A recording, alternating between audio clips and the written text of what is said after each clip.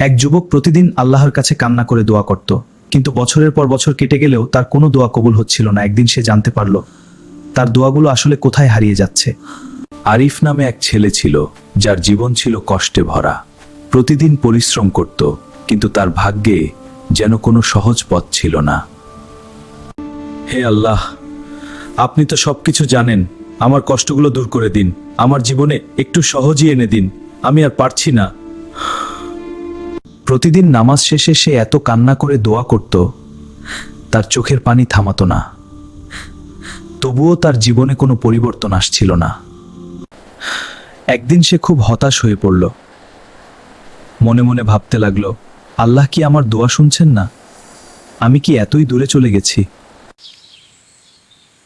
বাবা, দোয়া কবুল না হওয়ার পেছনে সবসময় কোনো না কোনো কারণ থাকে।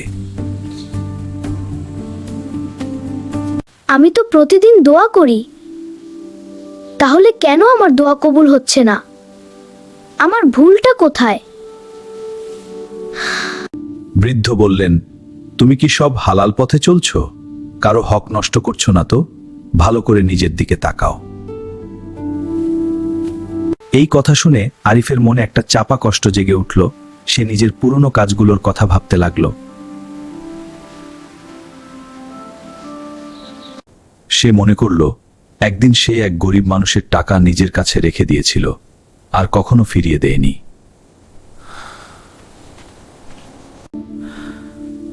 তার বুক কেঁপে উঠল। হয়তো এই গুনাহর কারণেই আমার দোয়া আটকে আছে, আল্লাহ আমাকে এজন্যই পরীক্ষা নিচ্ছেন।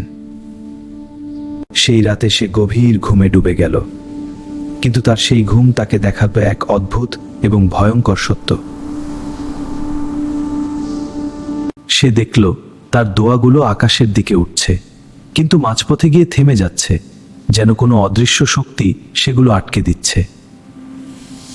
দোয়াগুলোর সামনে একটা অন্ধকার দেয়াল দাঁড়িয়ে আছে। তারা সেই দেয়াল পেরোতে পারছে না, বারবার ফিরে আসছে। হঠাৎ একটা আওয়াজ ভেসে এলো, তোমার গুনাহই তোমার দোয়ার পথে বাধা হয়ে দাঁড়িয়েছে। হে আল্লাহ, আমি বুঝতে পেরেছি, আমি অন্যায় করেছি, আমাকে মাফ করে দিন। হঠাৎ ঘুম ভেঙে গেল। তার চোখ ভিজে গেছে। সে বুঝতে পারলো এটা শুধু স্বপ্ন না, এটা ছিল সতর্ক বার্তা।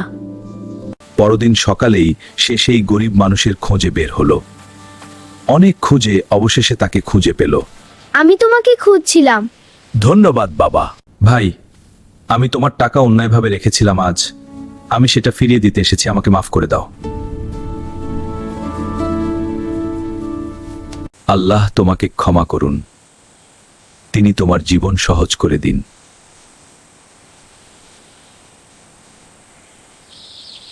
সে আবার নামাজে দাঁড়ালো, কিন্তু এবার তার দোয়ায় ছিল সত্যিকারের অনুশোচনা আর ভাঙা হৃদয়ের কান্না। আল্লাহ, আমি অনুতপ্ত, আমার হৃদয় ভেঙে গেছে, দয়া করো প্রভু।